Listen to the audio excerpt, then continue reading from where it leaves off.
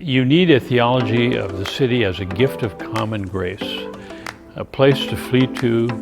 The city is a gift. You want to help a city, you don't run programs, you incarnate yourself there. You begin to build relationships. One of the things we need to do is understand that the Holy Spirit is in the city before we get there, and we're going to go in and we're going to discover what God is doing by looking for the footprints of the Spirit of God. As the soul is to the body, the Christian is to the city.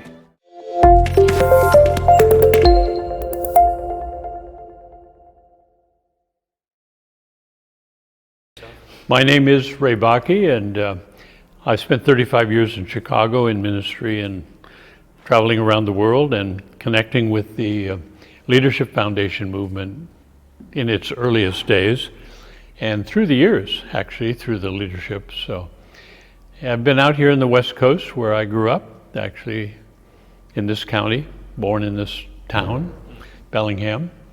Let me start with the year 1965 when I moved into Chicago with my wife and two preschool children, aged 2 and 4. I had come back to go to Trinity Seminary, and my wife and I had met years earlier at Moody Bible Institute, so returning to Chicago. But Chicago was not the same place. The city was involved in riots, but the greatest shock in my life was not Darwin, Marx, and Freud at the University of Washington. The greatest shock in my life was the failure of the white church.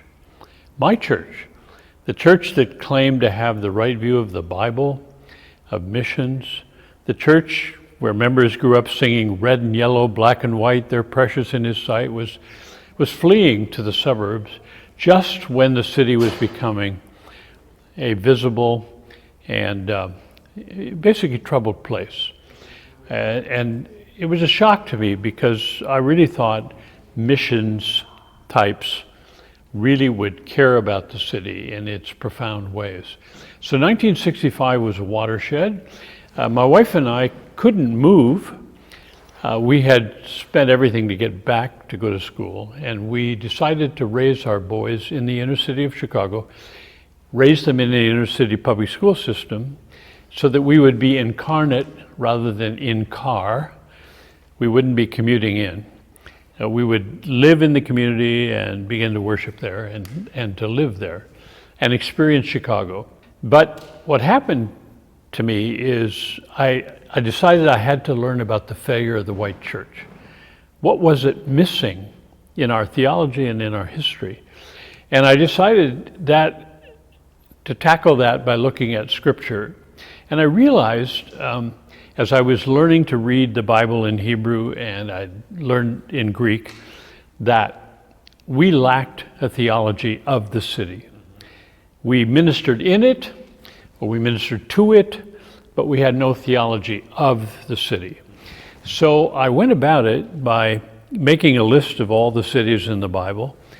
Get out a good concordance. You can do it in Hebrew and Greek, or you can do it in English. And you'll find that there are 1,250 references to city in the Bible. 1,250.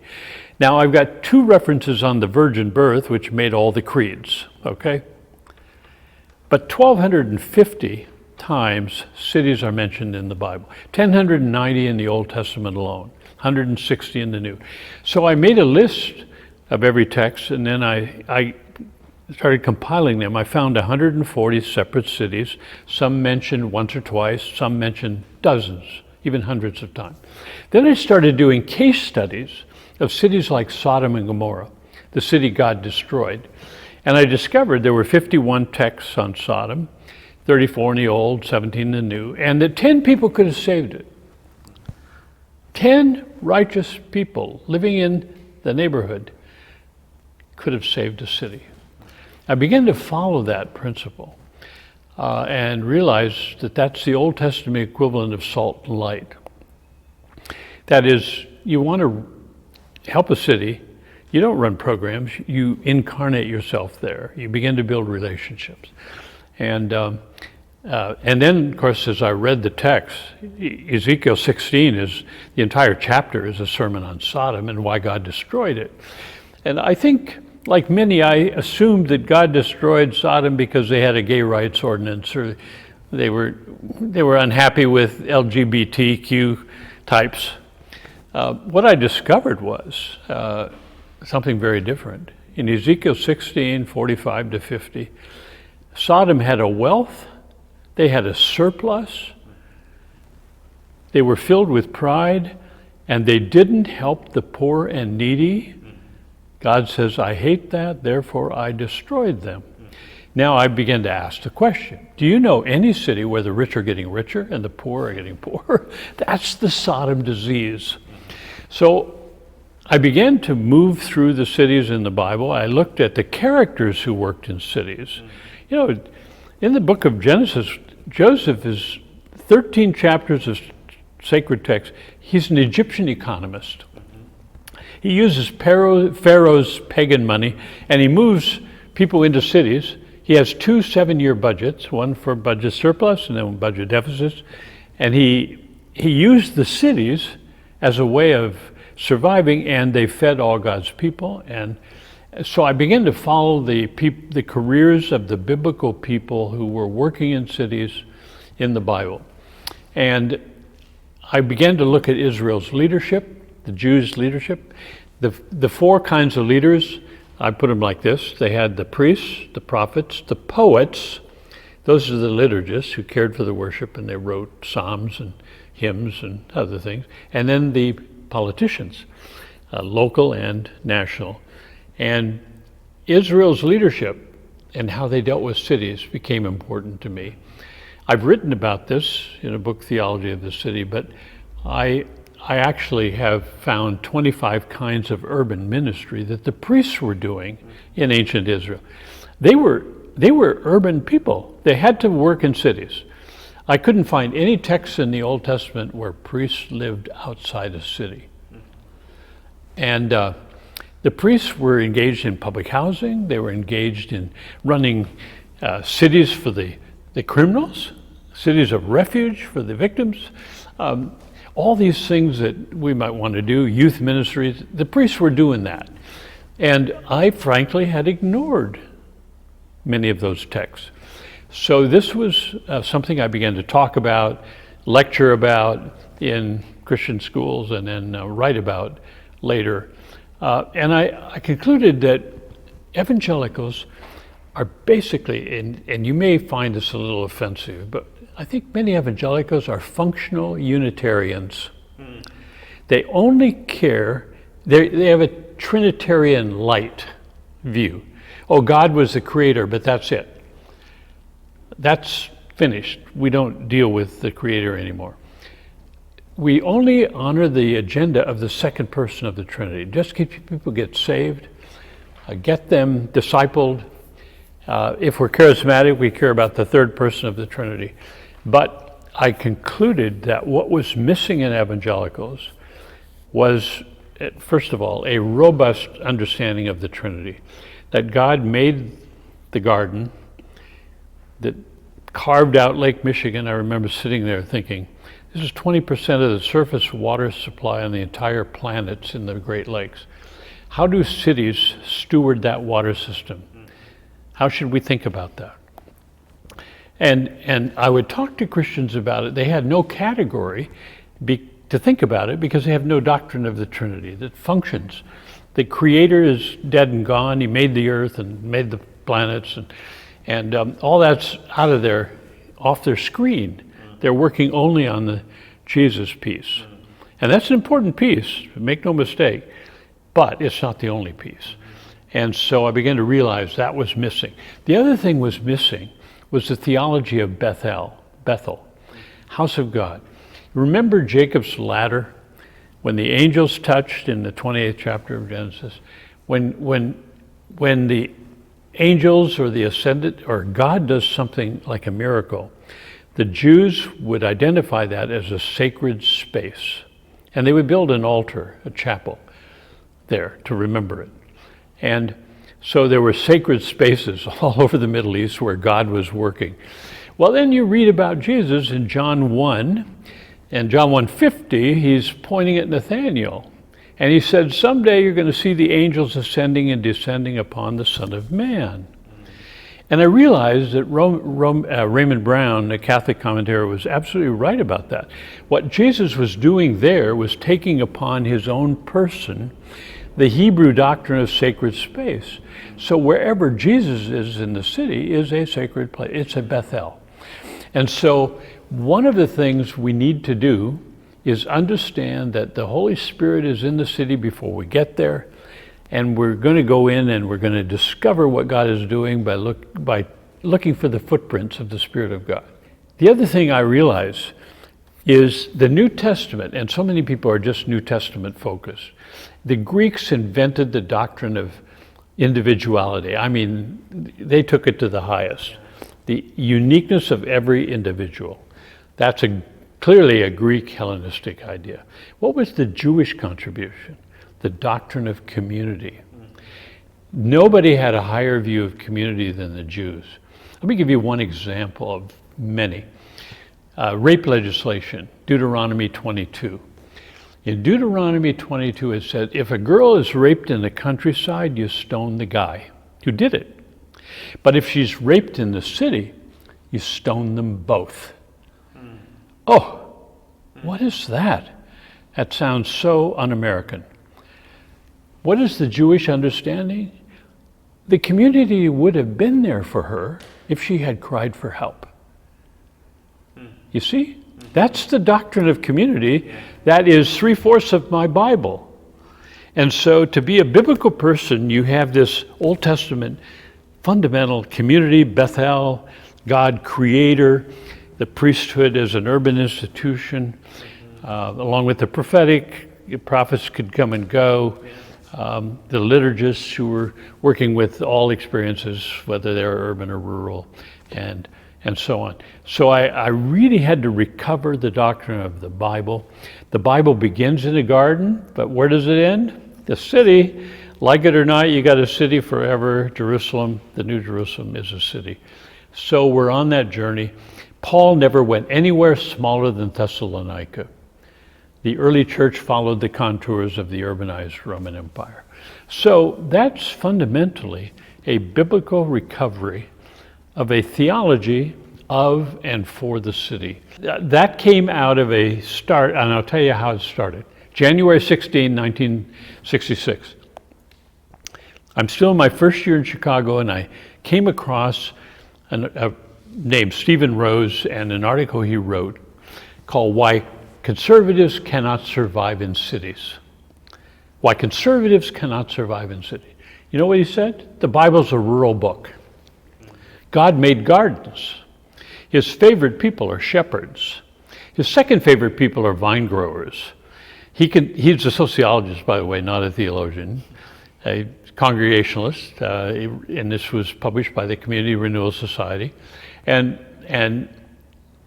he said, the problem with people like me, evangelicals, I was a Moody grad, Trinity grad. Yeah, I could read the Bible in Hebrew and Greek. What's wrong with me? What's wrong with me is I take the Bible seriously, and the more you ingest it, the more anti-urban you become.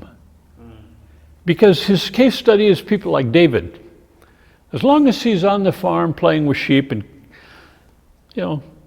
killing giants, writing hymns, he's okay. But when David got in the city and got involved in government, he got all messed up. What is the lesson? Stay away from Jerusalem, stay away from Chicago, stay away from cities. And if that's your belief, you really don't have a theology of the city. You can't handle the big scope of the city, all of the systems. You need a theology of the city as a gift of common grace, a place to flee to. The city is a gift. I consider myself an Isaac. You remember what was said about Isaac? He recovered the old wells that had been forgotten. He found them. They had sand covered them, and he opened up the old wells. I really felt that I was not inventing this. All through the history of the church, there were people who understood the city in Scripture and in history. What had happened to evangelicalism is unique, and I'll get into that in time. But the reality is we were in the city, and then we, for good reasons, exited in the early 20th century. And that's a sad story. It's part of the history of reality that evangelicals invented urban ministry. They did it in England with the invention of the mission movement. Naismith, the first rescue mission, Glasgow in 1826. George Williams invented the YMCA. His idea was if we just put those 10 people in every city, so he had men's YMCAs. And the mission was, let's put them in cities all over the world. And John Armott set out to do that. I mean, he went everywhere planting YMCAs. These were people who took the Bible seriously, and they took the city seriously. And they can, well, and look at the Salvation Army, Booth. They were totally urban. They were a new form of dealing with the city, using the military model. They went out and did classic spiritual warfare. And then we have all kinds of revivalist social reform movements in this country.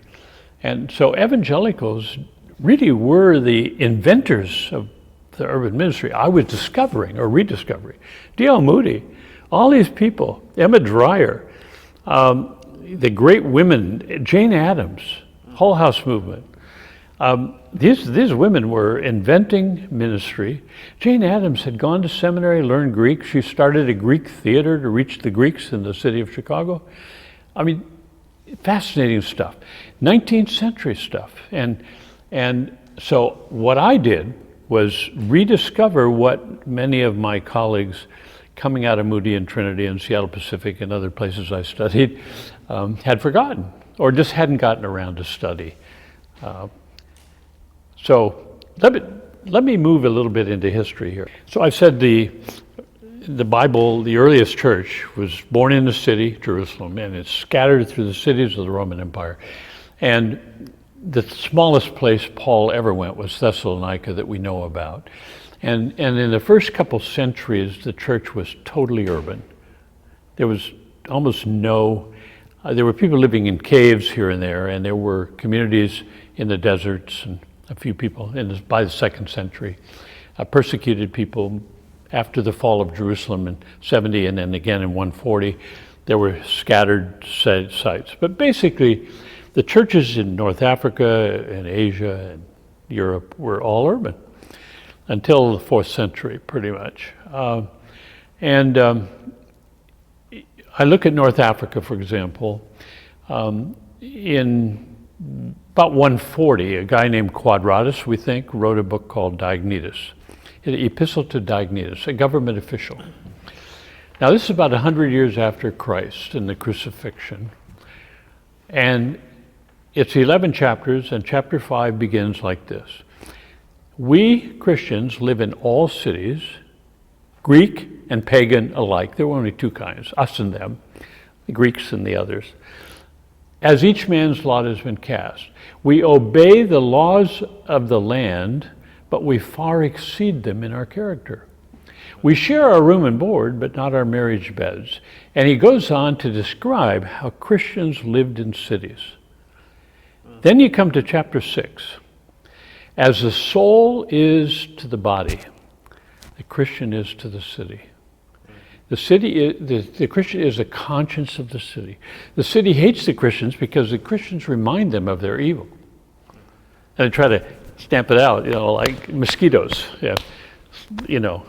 Persecution, minor opposition. The writer then says, Diognetus 6:10, and after you've memorized one or two Bible verses, I recommend Diognetus 6:10. To no less a post than this has God ordered them, and they dare not try to evade it. That's just 100 years after the ascension of Jesus. That was how Christians were living.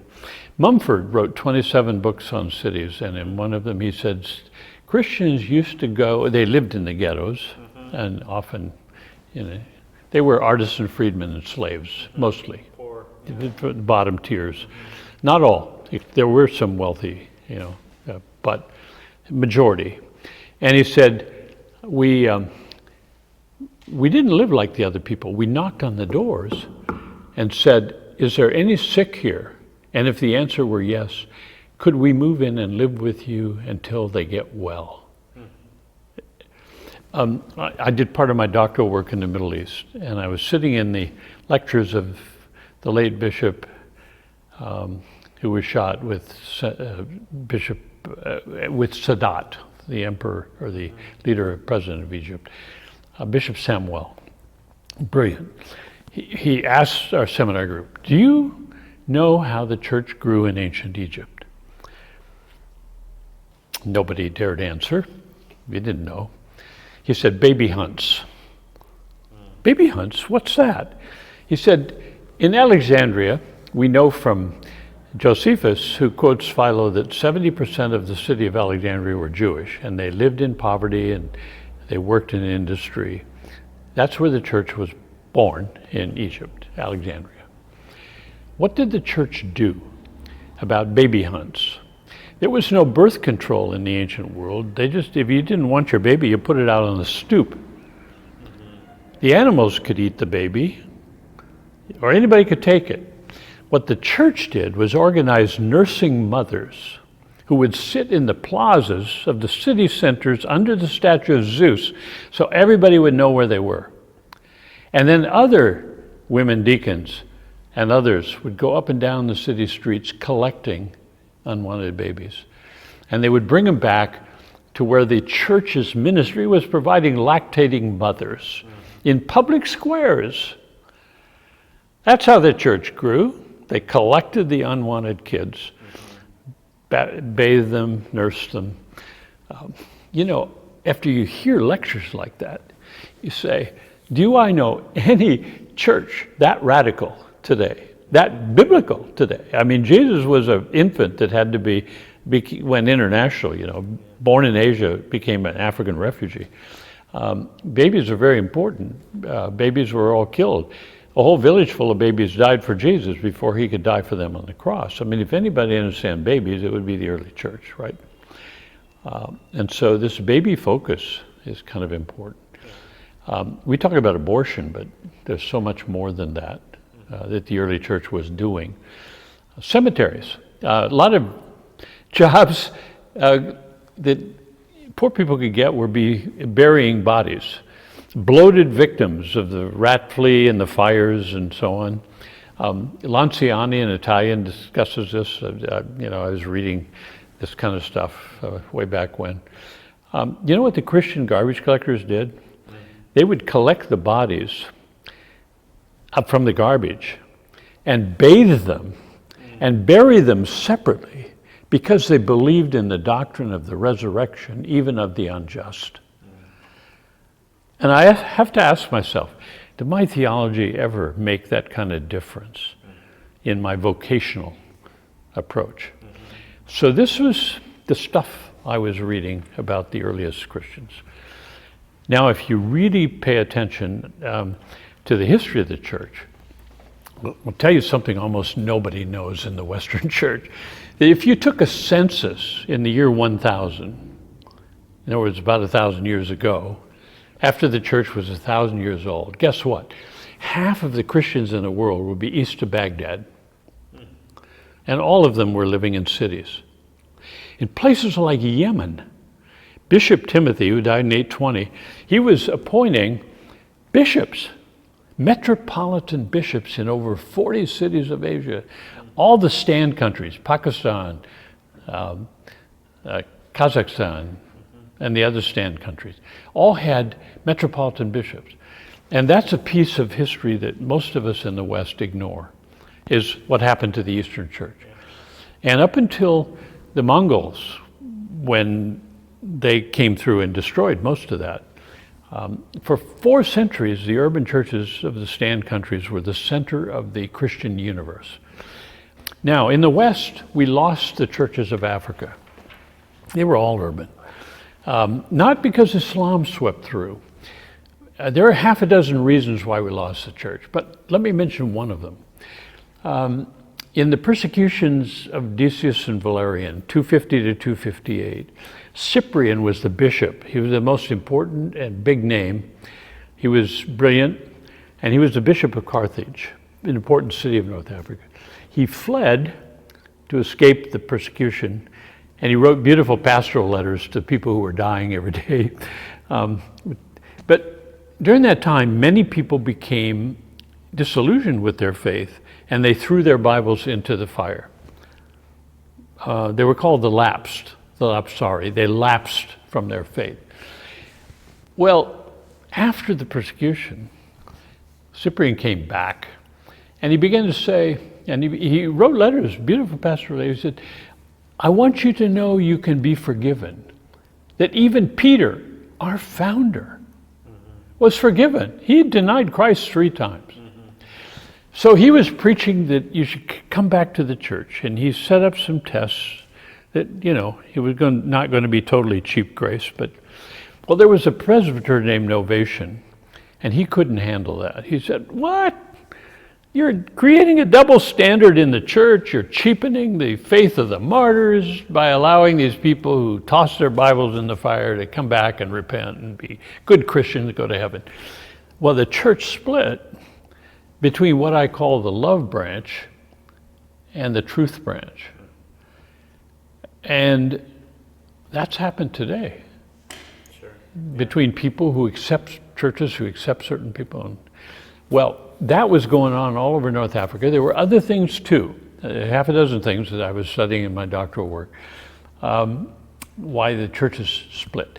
Islam came through.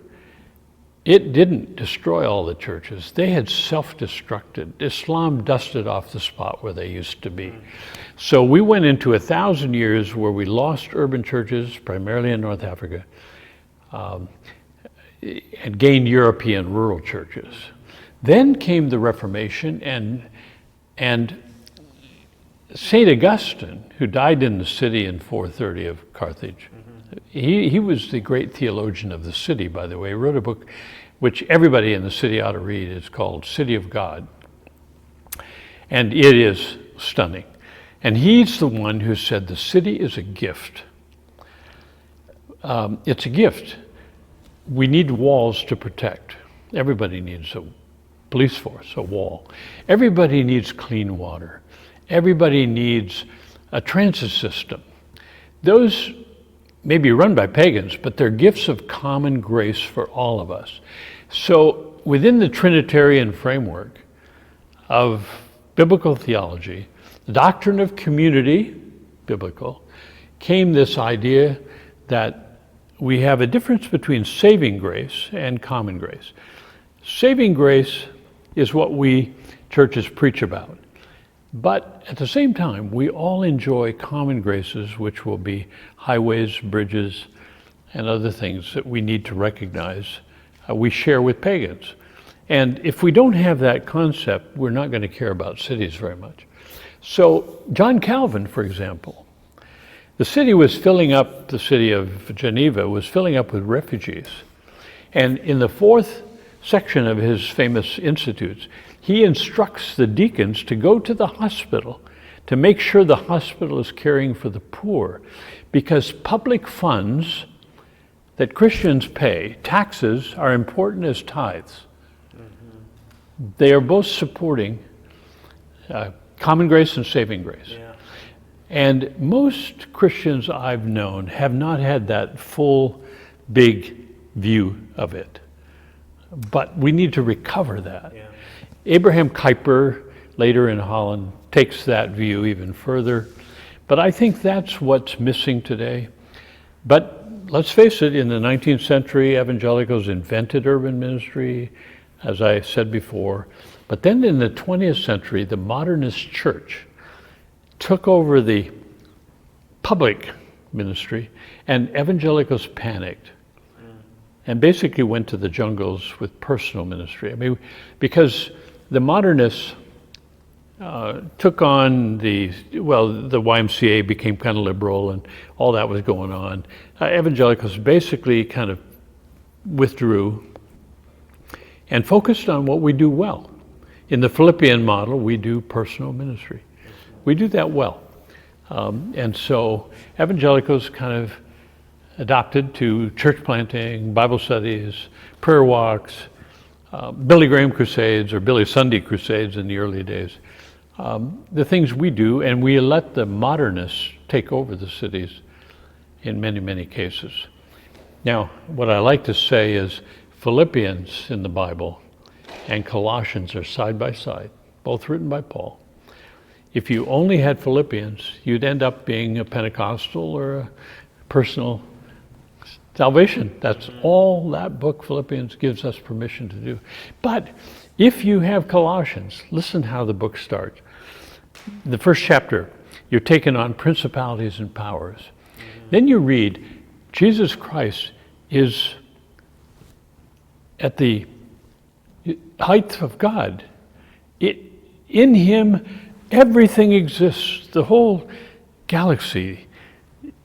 I mean, he is superintending. So what you have in Colossians is the public Christ over us, and in Philippians, the private Christ in us, the basic personal Jesus. How far apart are they in the New Testament? They're side by side. I've spent my life saying, let's bring Philippians and Colossians together. I don't call people liberal anymore. I call them Colossians. You know, I don't call people conservative. I call them Philippian. And I say, let's get the act together. Let's be truly biblical. Get these two things together. So it's almost like having the two testaments. You know, the community version, Old Testament, and the unity, the singleness of the individual in the New Testament. So ultimately, I think what's happening today, and the Leadership Foundations is part of this, is we're now beginning to understand what was missing.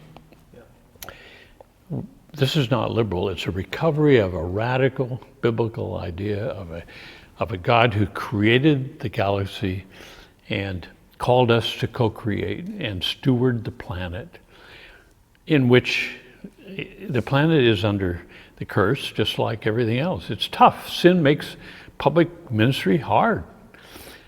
So the calling of people into the marketplace, into vocations, is a biblical model. And you're stewarding the power of the organizations you're into, as well as your own personal influence. That's really an important idea biblically. So I tell people, let's be full-orbed Trinitarians. Let's let's recover the doctrine of Bethel, the holy spaces. Let's bring Philippians and Colossians back together.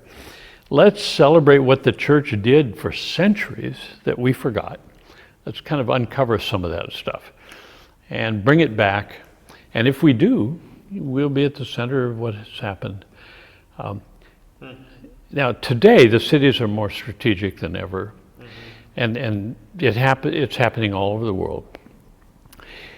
The greatest migration in human history is south to north, east to west, and everybody on 6 continents coming to cities.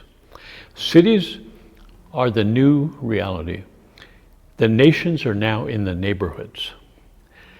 Think about this from a missions point of view.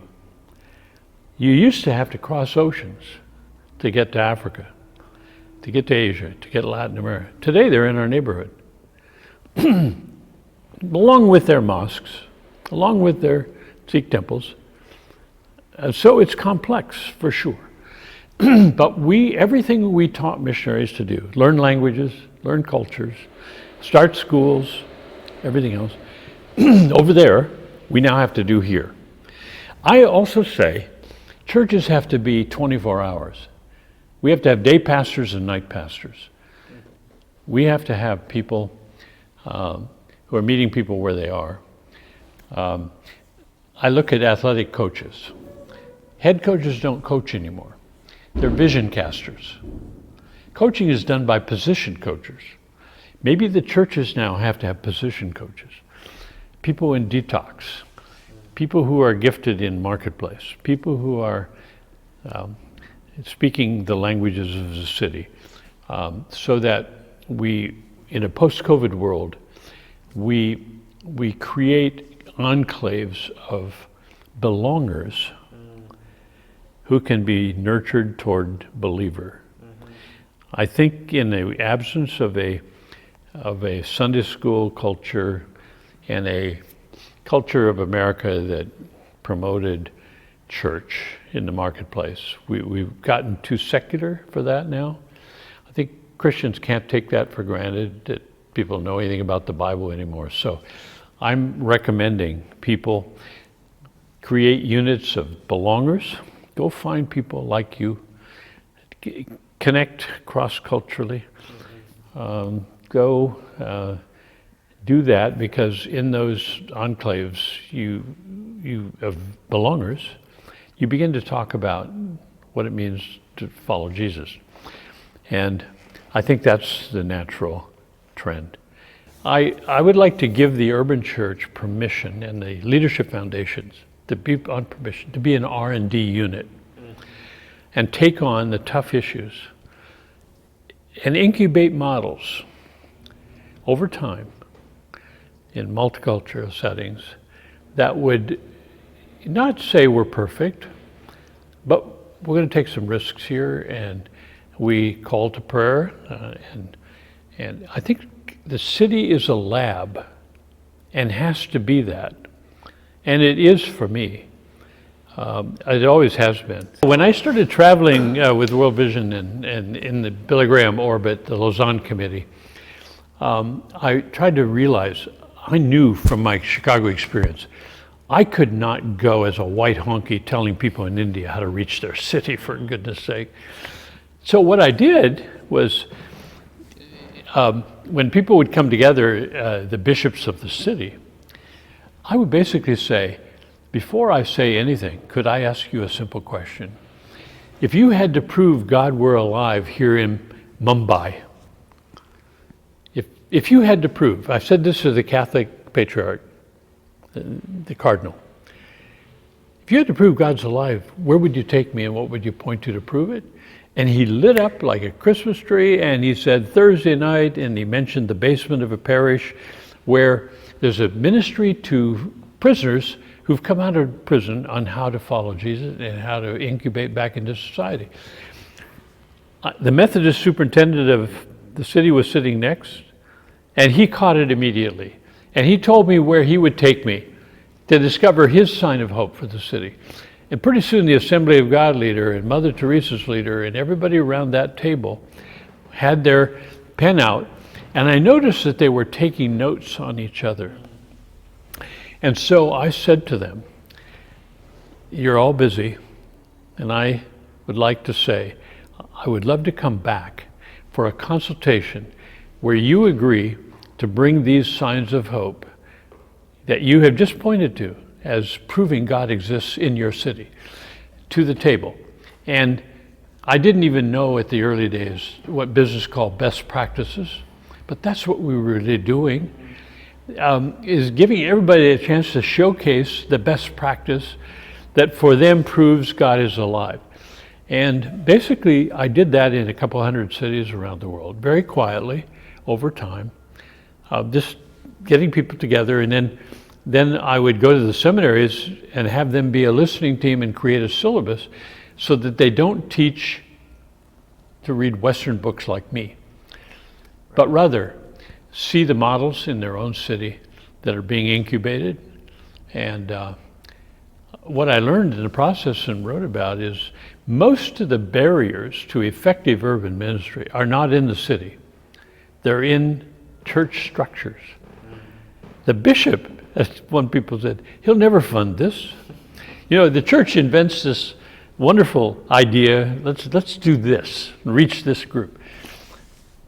And the deacons say, no. They'll call us liberal if we do that.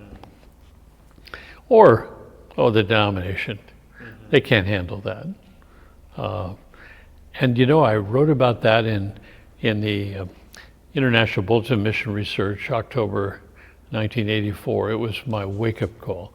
I assumed that if the churches had the right information and motivation, they could do it. And you know what I found? The intimidation internally from the structures of the church keep us from doing what we know biblically and historically and practically we should be doing.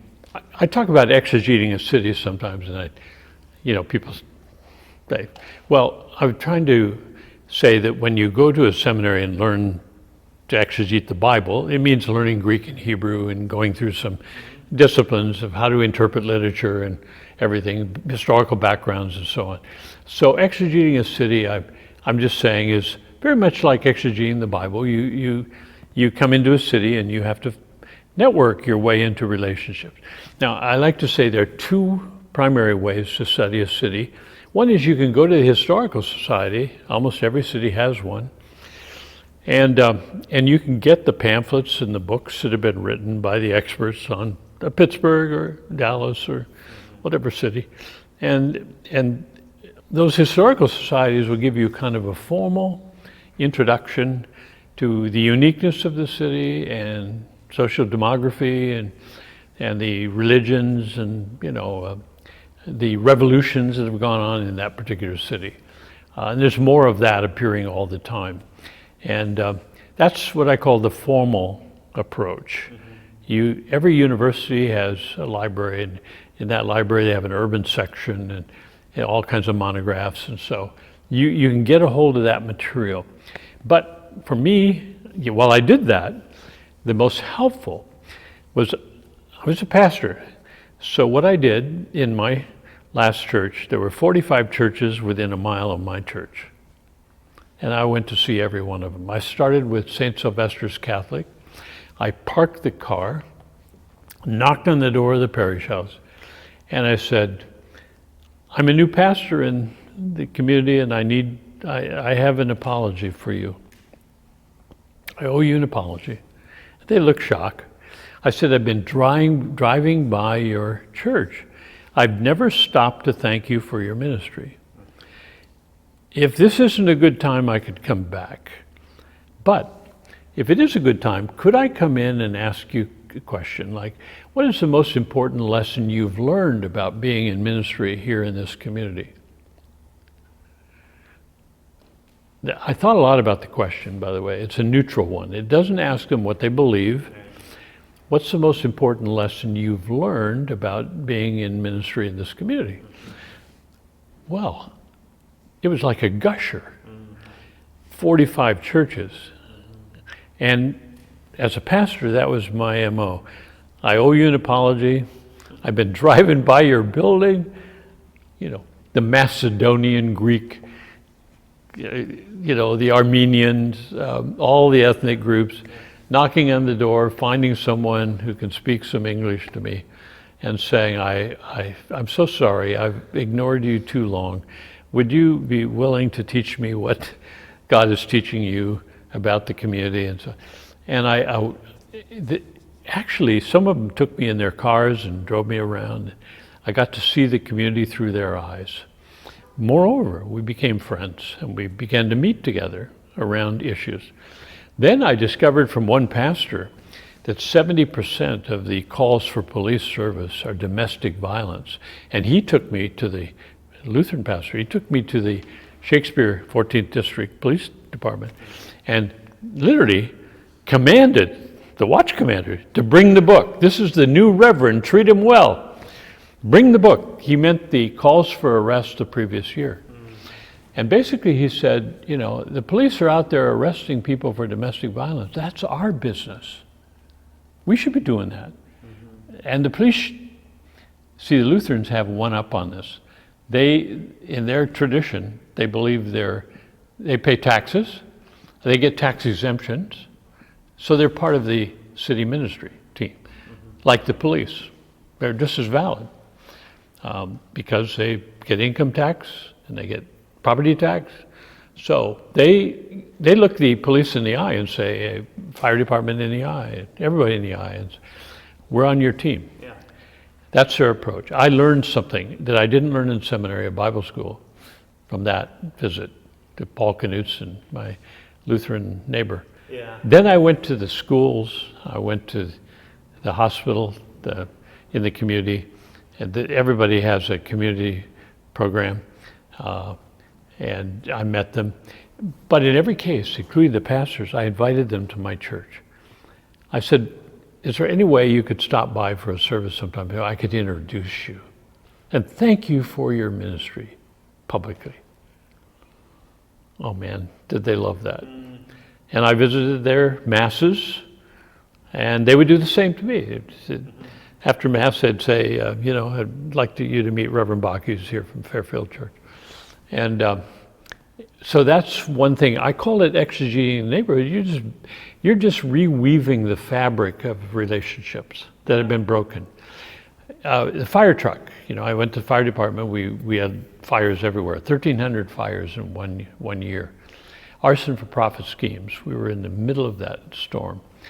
And so I went to the fire department, just like I went to the police department, and asked them to come and bring your people. Let me thank you publicly for serving us. And the fire department brought a fire truck, and they let the kids run all over it, sit on it and play on it after church one Sunday.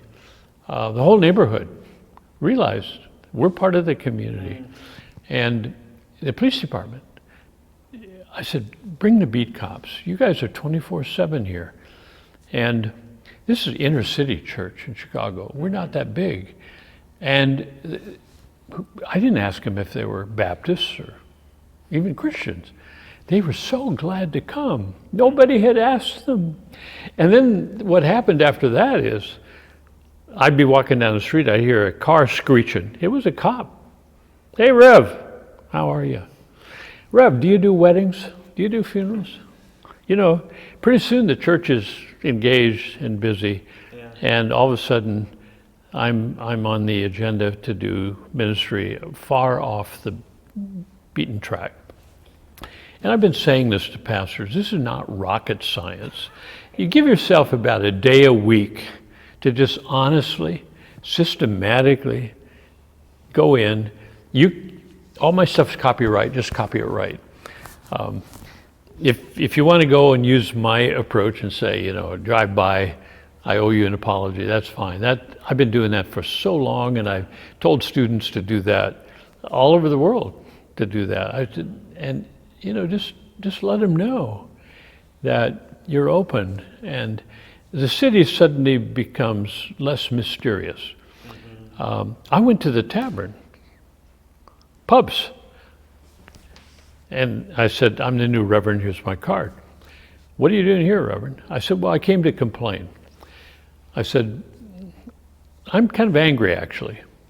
I said, I'm over there at the church trying to reach people, and I can't even get them for an hour, and they pay you to come here. What's your secret?